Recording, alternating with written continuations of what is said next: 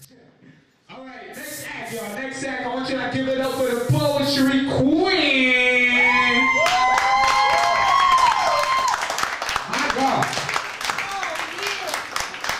I'm about to get big. Ready? Let's have it.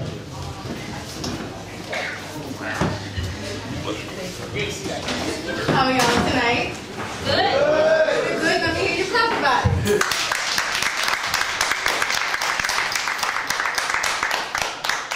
Now, how many of y'all out here have really had like a secret crush? Somebody who you could not walk past? Like, your friends say hi. You thought, okay, if they say hi for me, then they don't know what me instead. They're thinking, okay, forgive them. I know. Not you. That was me. So I call this one the secret truth. Just as I see you walk by me, I begin to feel this sudden rush of a calm feeling. One that makes me feel like this little girl jumping for joy because she learned something new. Now, even though I may be learning something new, I'm far from little, but yet still young. So this new eye catcher drew my attention as though it was a new painting looked at through the sky. You know, like those airplanes that throw those things and you wonder, what is that? Yeah, and I know you're talking to me.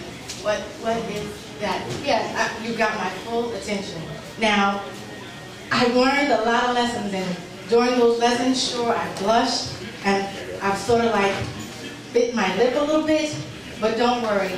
Those lessons I've learned walking through my past, I certainly will not trip.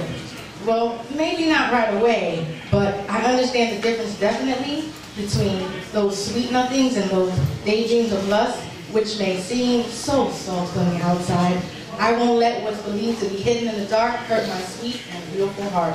When that truth truly comes to the light. So in this case, I will definitely know the difference between wrong and what is certainly right. Yes, that will definitely be me.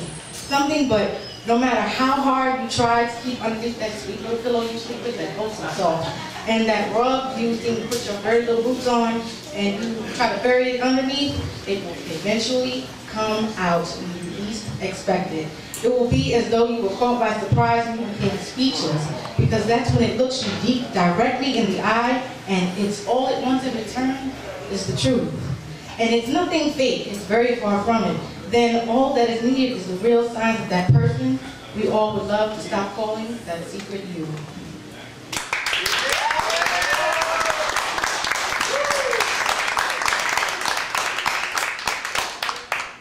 Now, in this one, you know, sometimes you think you can walk safely outside and you think, I don't have to worry about it.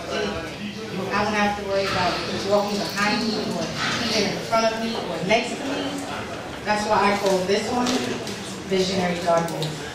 Sometimes now, even though I'm much older, I sleep in the dark. Even though when I was a little girl, I always thought there was a boogeyman, like kind of underneath my bed. And I just could not close my eyes because I thought he would try and come and get me in my sleep. But eventually, I would just have no light on at all.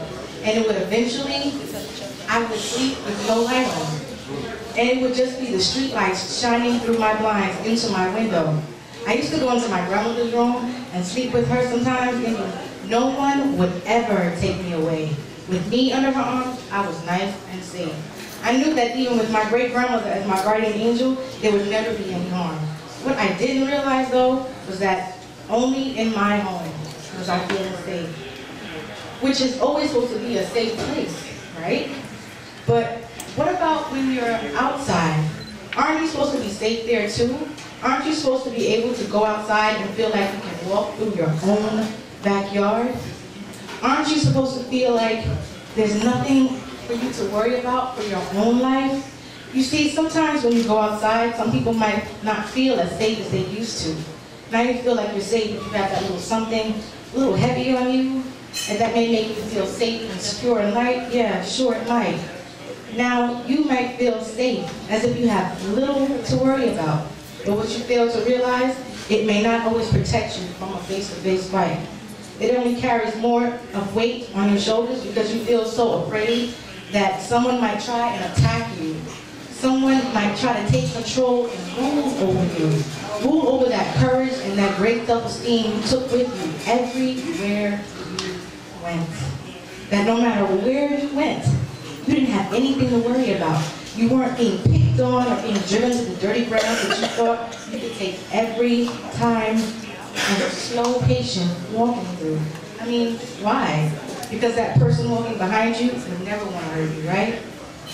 Oh no, because they carry their own pride and wounds and was never need to come and steal yours. Oh no, there was never a minute in your sight that you would need any of that, because that would give them no reason at all to practice something they can already call their own.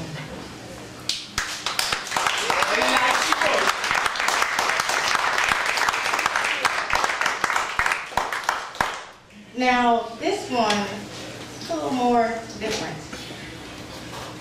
I call it Sex Stopped by Love. When we both took that step past friendship and had that first time sweet kiss, oh God, it was something I would never want to miss. Something that an open heart always looked for, but just doesn't know where to go to get it or how to hold on to it once it's been received. Sometimes the mind plays games and we don't know if it's exactly what the heart wants to really believe. So the heart takes a seat for a while, you know? Just to take a kind of a look. Is it really worth something I should actually believe?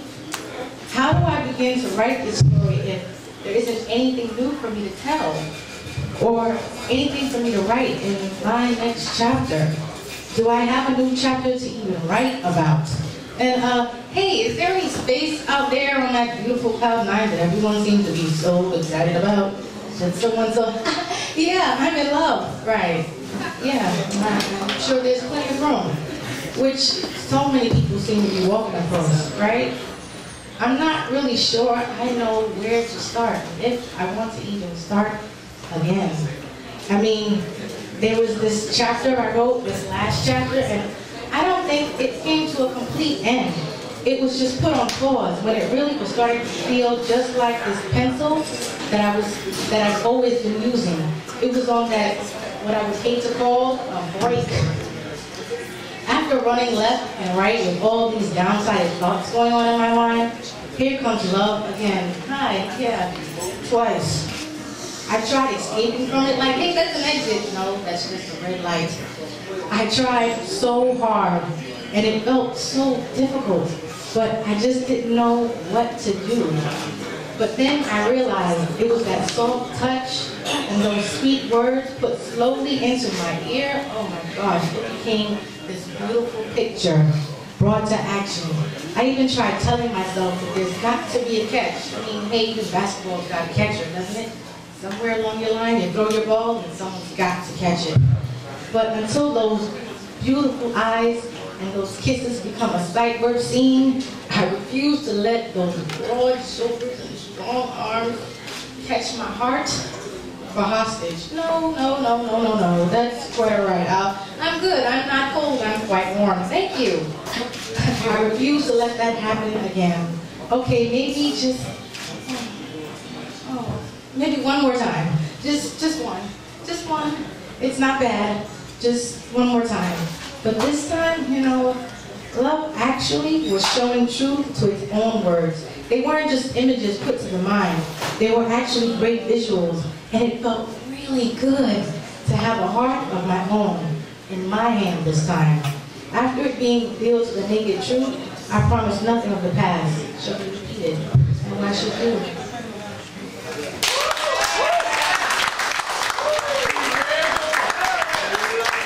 Yes, sir. One more time for the poetry queen. Give it up, give it up.